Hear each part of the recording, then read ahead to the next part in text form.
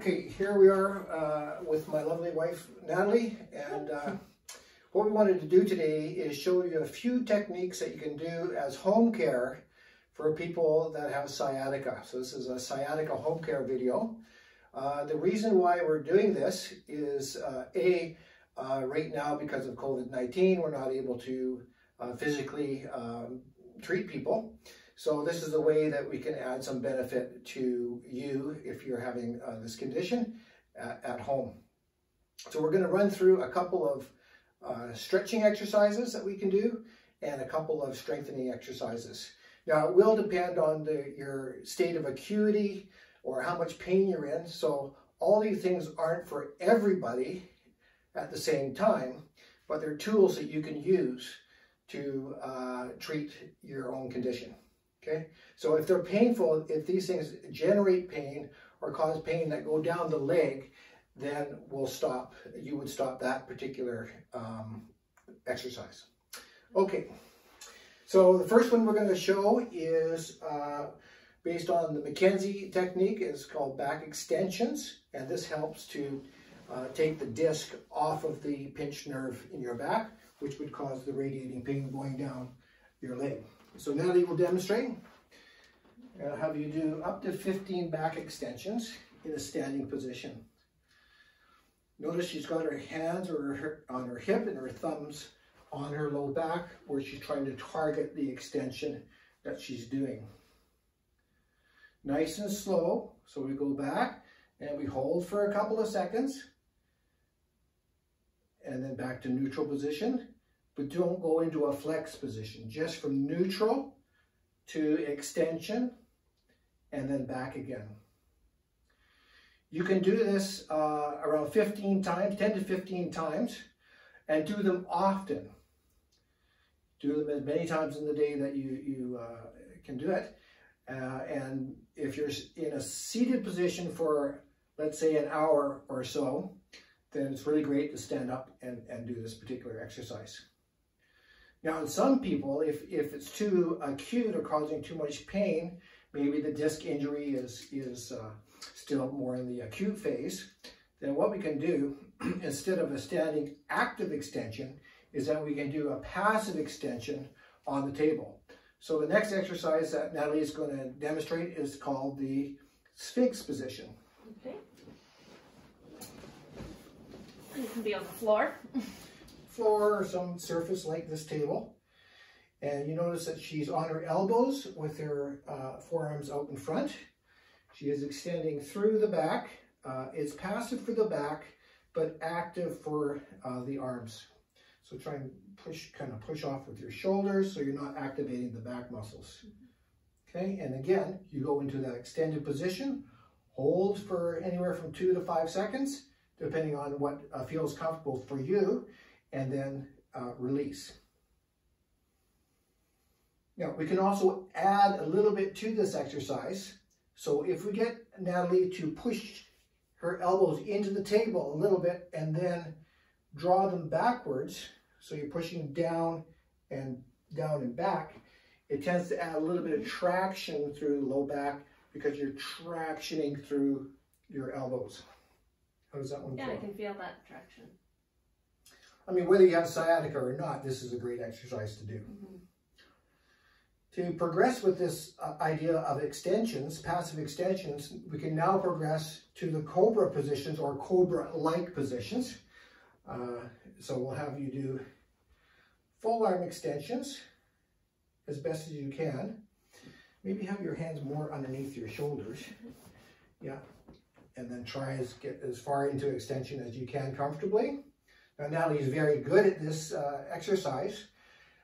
If you're having the sciatic pain, you probably won't be able to get into a position quite as dramatic as Natalie is demonstrating today. So there's your cobra-like extensions or back extensions. Okay, again, usually 10 to 15 times in each of these techniques is about the right number of times. You can repeat it up to 3 times. Okay, next one we're going to demonstrate is a rotational stretch. So rotational stretches are very good for the health of the spine. The spine is designed to rotate. And when we sit a lot, the spine tightens up, particularly the thoracic spine, or the spine from your shoulders to your low back, really benefits from rotational stretching. Okay.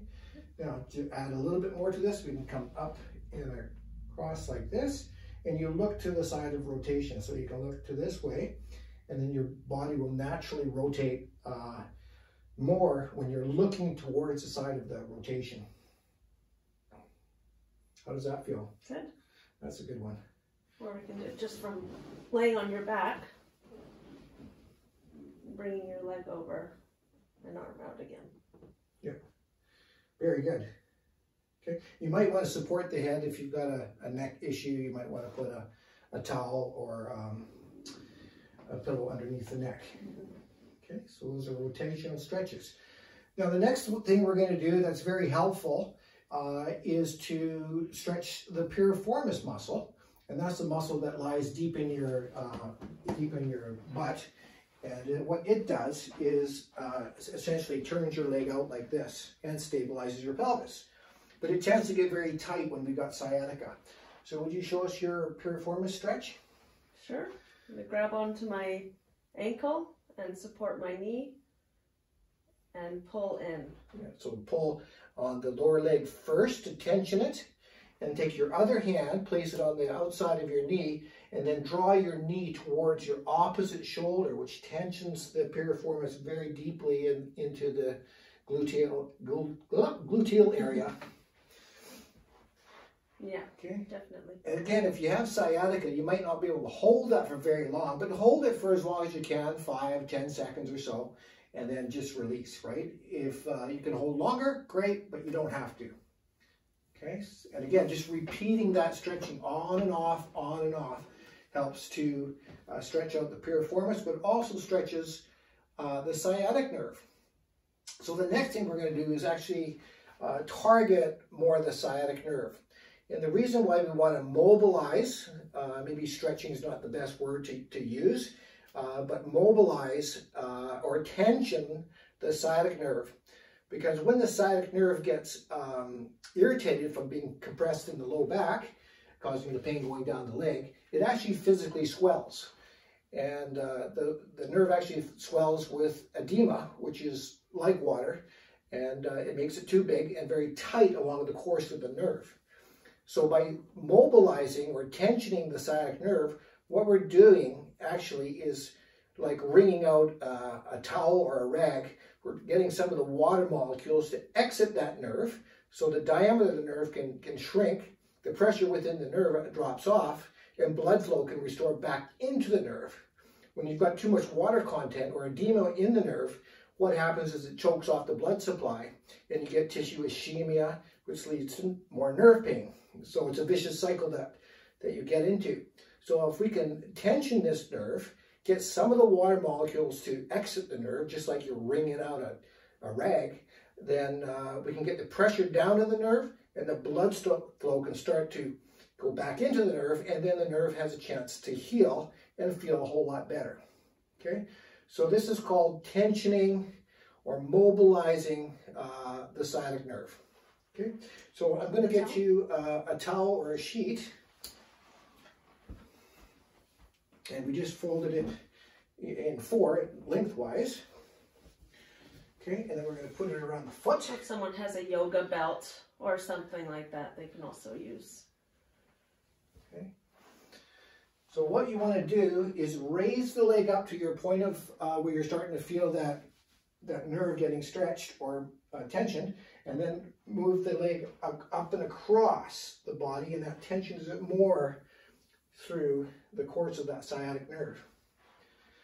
If you have sciatica, you may not be able to get even this high. You may be down at about 30-40 degrees, in some cases barely off the table if it's really bad. But you bring it up to the point where you can feel it, and then bring it across and tension it. If you can get the foot to move a little bit into what we call dorsiflexion, or toes towards nose, that adds a further stretch onto that nerve. You may or may not be able to add the foot dorsiflexion or toes to nose because it might be too painful. But you can add this as you start to get better. How does that one feel? Yeah, I definitely can feel it. Okay. And she doesn't really have sciatica, but it's still a really nice stretch to do. So hold that for how long? Yep, hold these again. Anytime you're mobilizing a nerve, anywhere from 2 to 5 seconds is a kind of a good number. Everybody's going to be a little bit different, but hold for, yeah, say enough time for the water molecules to start exiting the nerve, and that's anywhere from 1 to 5 seconds, or sometimes people even say that's even shorter than that. We actually really just don't know what the exact number is. I think everybody's a little bit different. So just go what feels comfortable to you. Okay, so we've gone through the mobilization of the sciatic nerve. If you try these stretching exercises, I think you're going to start to see some benefit fairly quickly, particularly if you're not able to get in to see a therapist to help you with these treatment techniques. That kind of covers the stretching part and the mobilization part. What I want to move on to is a few things that you can do to help strengthen the muscles that will get weak if you have sciatica. Often it's the calf muscle or the gastrocnemius soleus group here that gets weak because the nerve that goes to this muscle is not fully supplying enough nerve flow to the muscle, so the muscle can get weak and it can get flabby. Sometimes it's in the front, or sorry, the gastrocnemius soleus or the calf, and sometimes it's the muscles in the front. Okay, let's assume it's the back calf muscle that's getting weak. So now let me get you to stand up and you can show us strengthening exercises for the calf. Okay. So balance on the table with the one hand, lift up the good leg, and then go up onto your toes. I'm not sure if you're going to see that on the video, but carry on. We'll do the other one. I'll just make sure that we can see it. No, I'm going to point the camera down. Okay, there you go. Now she's going up onto her toes. And the magical number for this is 15. If you can get to 15, you're doing really well. You may only be able to do a few. If you can only do a few, just start with a few.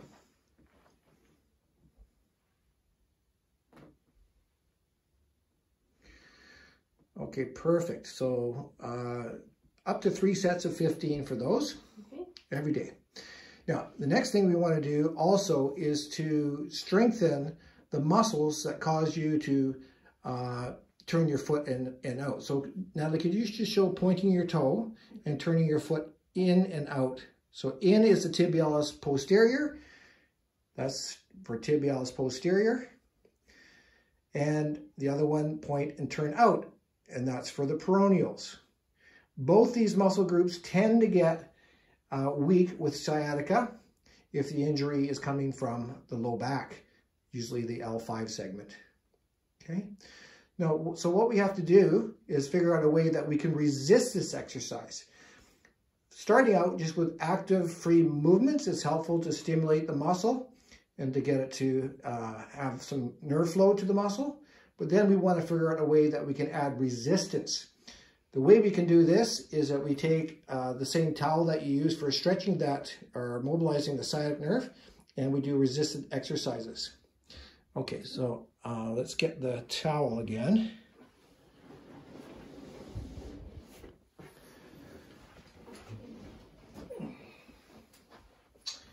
And this time we're gonna find the midpoint way of the towel or the sheet, and then we're going to wrap it around the foot like so. Okay. Now, if you add resistance here, pulling on this side, point towards me and turn your foot out, applying some resistance. Actually, you're going to be holding more on that side for this one. So you point and turn out. That gives you the resistance. And that muscle here, you may be able to see in the camera. Go ahead and do it. That's the peroneal muscle, okay? Often there's a lot of pain and weakness in the peroneal muscles, which come down and around your ankle. Ankle pain is also very common with this condition, okay? Now, we want to also get the muscle on the inside, deep inside the calf muscle. There's a muscle called the tibialis posterior. And what it does is it allows you to point and turn your foot inward. So point and turn in, and now you're adding some resistance on the outside of the towel. Yeah, that's right. How does that feel? Yeah, good. You feel it? Yeah.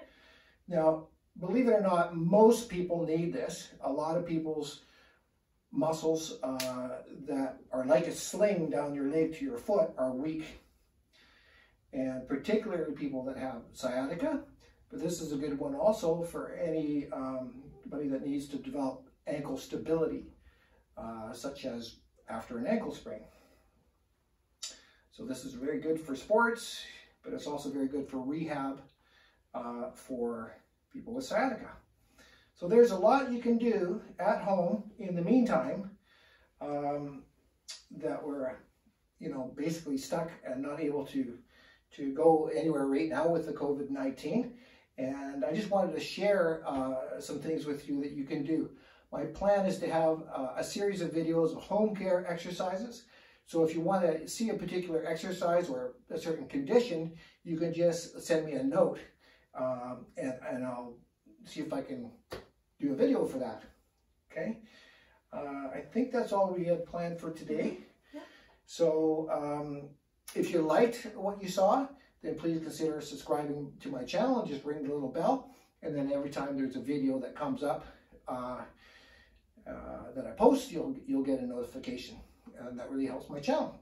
Thank you so much for watching, and stay safe and warm. Bye for now.